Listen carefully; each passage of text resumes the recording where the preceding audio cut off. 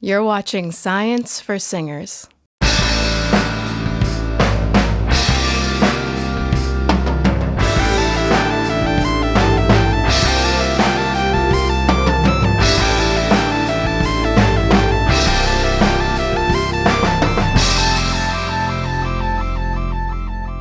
We're going to start with a way of looking at the voice, which is maybe a little bit different, some terms that you're not used to hearing.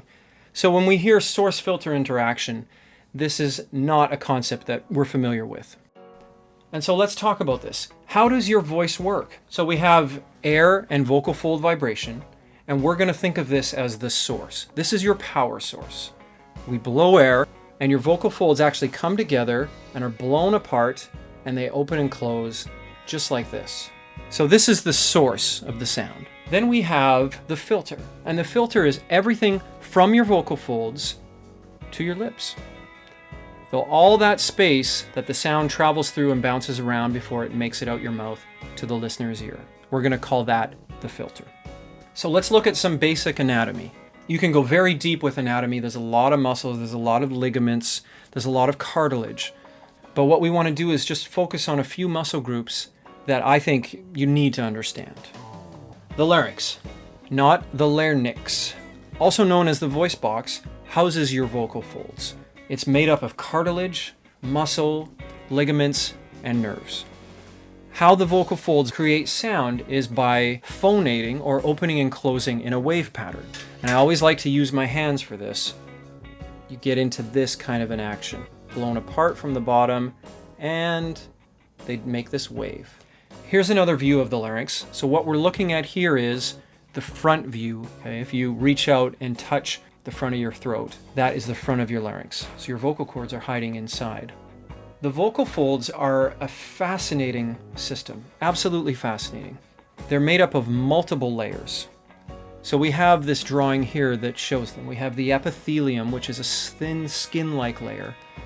Then we have the superficial and immediate and deep layer, very much like a gel type substance. And then we have the thyroarytenoid muscle, and we're going to come back to the thyroarytenoid multiple times in these classes. So this is one vocal fold. There's actually would be another one exactly like this, opposite on the other side. So another name for the epithelium in the superficial layer is the mucosa layer. You'll sometimes hear singers describe the mucosa layer. The vocal ligament, which is the intermediate and deep layer of the vocal folds, and the thyroarytenoid muscle. So what muscles control the vocal folds? So here we're looking down at the vocal folds. So you see the vocal folds are attached at the front. One of the first muscle groups we're going to look at is the cricothyroids, or CTs. These muscles are very important because they cause front cartilage to tilt and therefore cause the vocal folds to stretch. When the vocal folds stretch, they raise pitch. I'm stretching my vocal folds. Now here we're looking at muscles along the sides. These are the lateral cricoarytenoids, or LCAs. These muscles close the very top of the vocal folds. So we go back to our hands. The top edge of the vocal folds, when it comes together, that's being closed by the lateral cricoarytenoids. So here we have the thyroarytenoids again. I told you they would come back. This is a very, very important muscle group for anybody who uses their voice. What the thyroarytenoids do is actually the opposite of what the cricothyroids do. So the TAs will actually shorten the vocal folds. After the cricothyroids have stretched them, the TAs shorten them. So this means that they'll actually be responsible for lowering the pitch.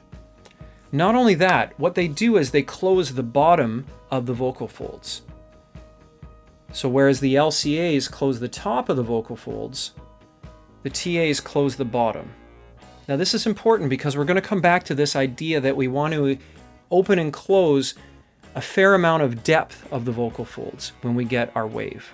The other thing that the thyroarytenoids will do, and they're such an amazing muscle group, is they'll actually raise pitch for you when you're in your lower range. Now, we had the LCAs that close the vocal folds on top, so we have to have a muscle group that opens them at some point. When the vocal folds open, that's when they're at rest. So when you're just breathing without making any sound, the vocal folds are actually apart. And it's the posterior cricoarytenoids that do that, the PCAs open the vocal folds. You see them here at the back. Here we have video of a cow larynx. The dark purple muscles there are the cricothyroid muscles, and they cause the cartilage above to tilt forward. We can see that when this happens, the vocal folds stretch. Now we actually have video of my vocal folds. Notice how the vocal folds stretch for those higher pitches. Anybody grossed out yet? So now we come to what is a pretty controversial topic for a lot of singers and voice teachers: registers. You've all heard the terms chest voice, head voice, mix, whistle register, falsetto. Sometimes you hear superhead, chest mix, mix head. I don't know. Here's the problem with this kind of terminology. There's so much confusion and debate in the vocal world because many people have defined them based on their own personal sensations. So I think this is a faulty way to approach this, because if you define something based on how you feel, then the assumption is that another person should feel the same way, and we can never be guaranteed that that's going to be the case. So the reality is that our registers are constantly changing as we raise pitch and change volume. That's because the transfer of tension from the thyroarytenoids to the cricothyroids can be subtly or wildly different. And this is really important. What I'm describing here is a singer's ability to transfer muscular tension in a way that the listener can't hear it happening, or not. For most developing students, they don't have that ability yet. For example, if I do an octave arpeggio,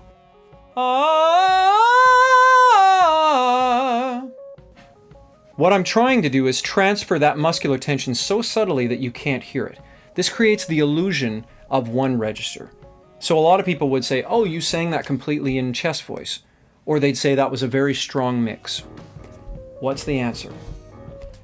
The other alternative is a very obvious transfer of tension.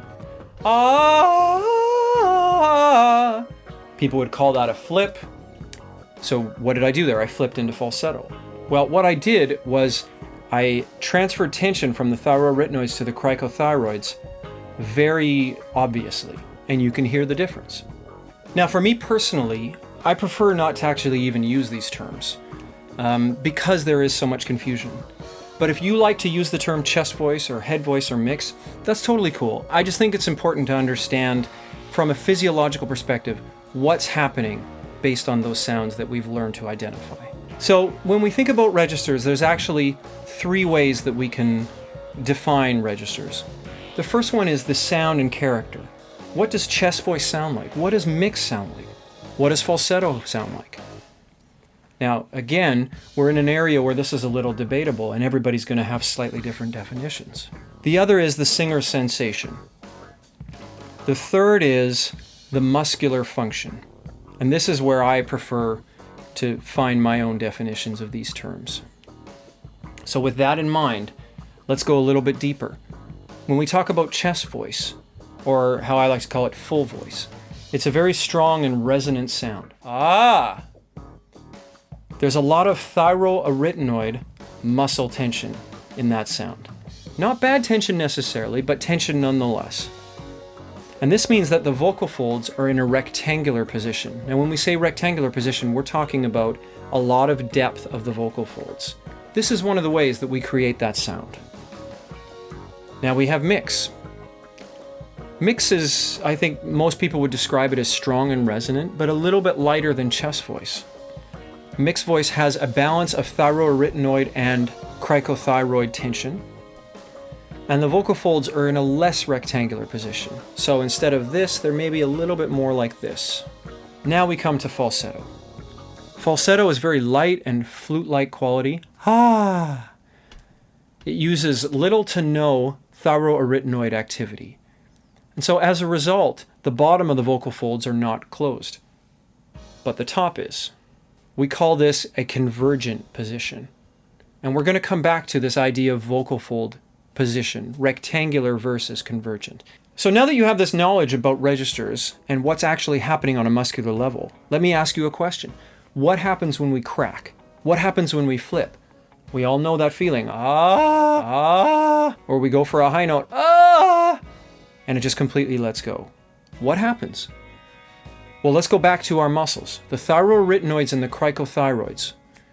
When thyroarytenoids completely disengage, whether it's from an excess of tension or a lack of coordination, that creates an instant flip. As a result, we go from singing in this position, rectangular position of the vocal folds, to a convergent shape. So let's finish this video by kind of bringing this all together. And we're going to have a quick look at higher notes.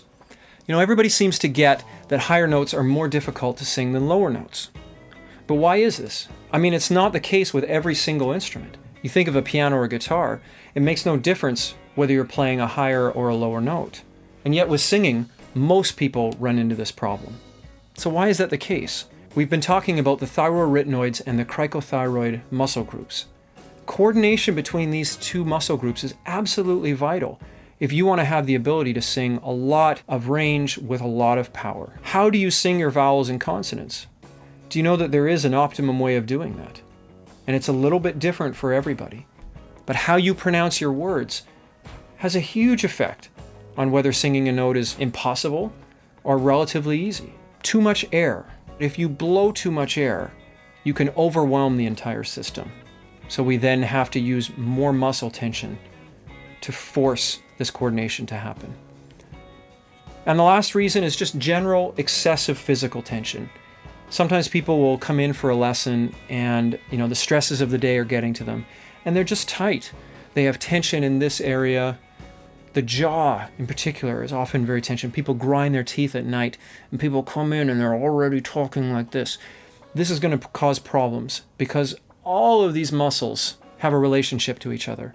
So if you're tense in your jaw, it's likely to cause tension in the laryngeal area. Join us for part 3.